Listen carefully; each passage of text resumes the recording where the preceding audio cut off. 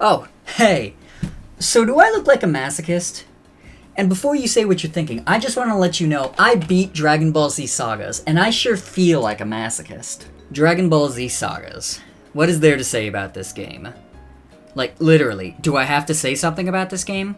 They use Comic Sans on the back of the box. If the people who made this game don't give a shit about it, why should I? Now, if there's two things you need to know about this game, it's that one, it's the only home console DBZ game to be developed by an American developer, and two, it sucks balls. Japan, we're sorry we made a bad game. Please give us another chance.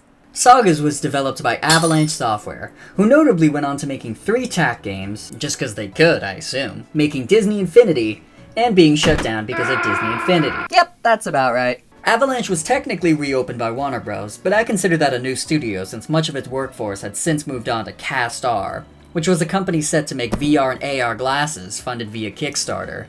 And I'm sure you can see where this is going. Yeah, they never made the stupid glasses, and the company reportedly shut down in 2017. And to think Dragon Ball Z Sagas wasn't the biggest waste of money these guys developed. Funny thing about this game's marketing is that it used the slogan, "Go everywhere."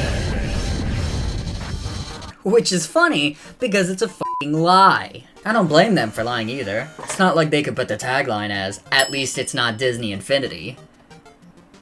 But now that I say that, that's pretty good. I might use it as a tagline for this show. Yeah, the game's a linear as hell beat-em-up, with its biggest upside being that I can turn off the music. Don't take that for granted. I can't turn down the music playing in the background. Follows me around. All the time.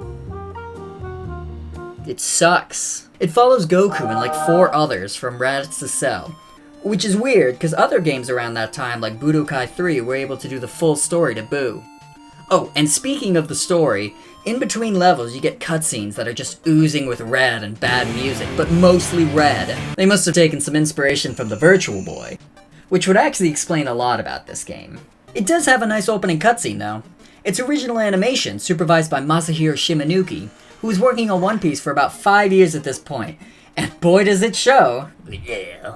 So the first thing you might notice about this game is that the character models look awful. They're so lanky and their limbs flail all over the place whenever they do anything. It looks like they were originally working on One Piece in their proportions before going, oh shit, wait, it's DBZ? A lot of One Piece today, I'm not sure why. Just always seems to find its way into my life. Like gonorrhea. Which is also one hell of a tagline. Dude, the One Piece fandom's gonna hate me. Oh, and you know how Dragon Ball is known for its wide cast of characters with different techniques and abilities?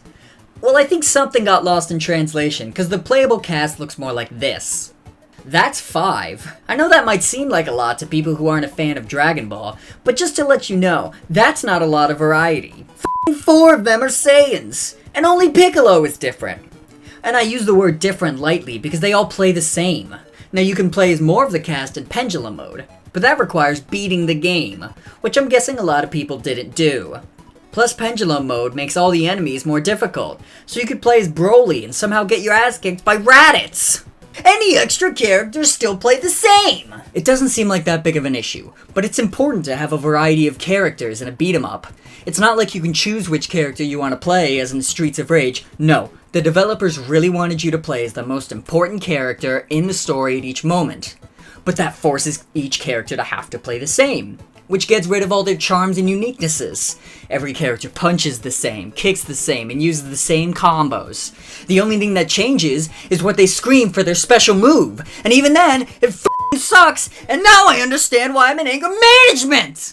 The fighting is pretty simple. Punch, kick, key blast, hold key blast for special move. You can unlock more abilities like Combo Breaker and Quick Recovery with Z-Coins scattered around the levels, which I did as soon as I could cause this game needs them.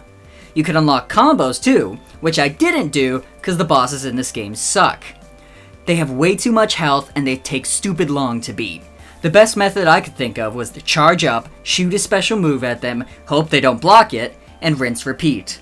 I did that until I realized the ultimate way to beat every single boss. 2 punches, 2 kicks. If you do 2 punches and 2 kicks without finishing a combo, they don't recover as quickly as they usually would, so you can keep doing this until they die. I did this for every single boss through the game, cause they were bullshit and I was tired. So I didn't get any of the combos, because my best move was an exploit that was accidentally my saving grace. I swear, I'm gonna build a monument to this move. Look, I even framed my new favorite picture. If this bad boy doesn't get me laid, nothing will. Look, I'll even call my girlfriend to let her know the good news. Hello? Yeah. I hung it up. Uh-huh. Okay. So turns out nothing will. Now there are other collectibles besides the Z-coins. There's also red and yellow capsules that restore health and ki respectively.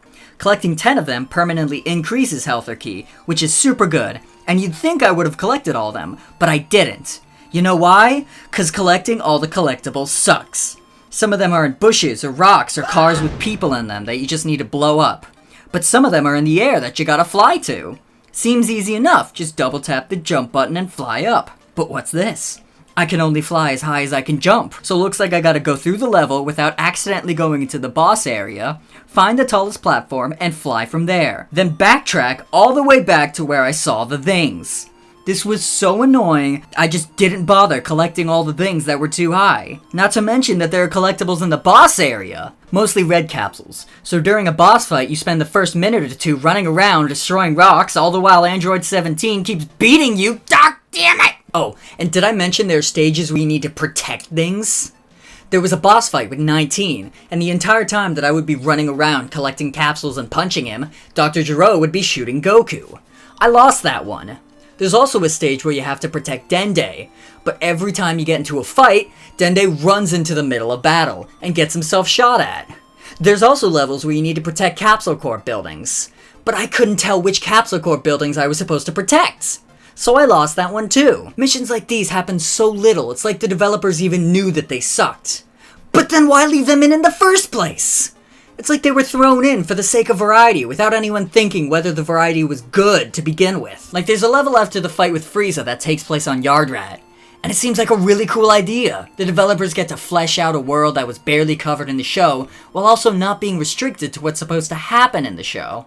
Seems like it would be the best level, but all they have you do is fight some buff guy named Soba, who, can I mention, is stronger than Frieza? There are only two people that my father told me not to fight, Majin Buu and Soba.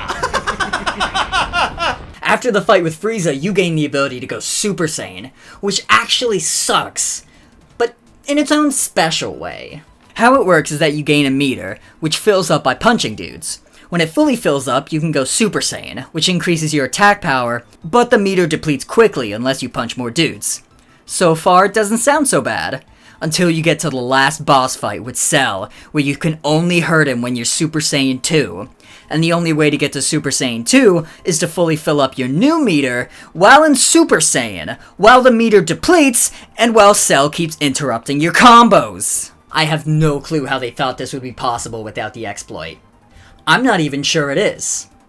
I'm sure as hell not trying, though. Okay, I'll try a little. It's not possible. There's so much more I want to mention about this game. Like how it slows down hard whenever literally anything happens on screen. How the game crashed on me multiple times. How Dr. Gero has a robot army for some reason. How the audio mixing is so bad that when Vegeta uses his special, he both screams and says Galagun at the same time.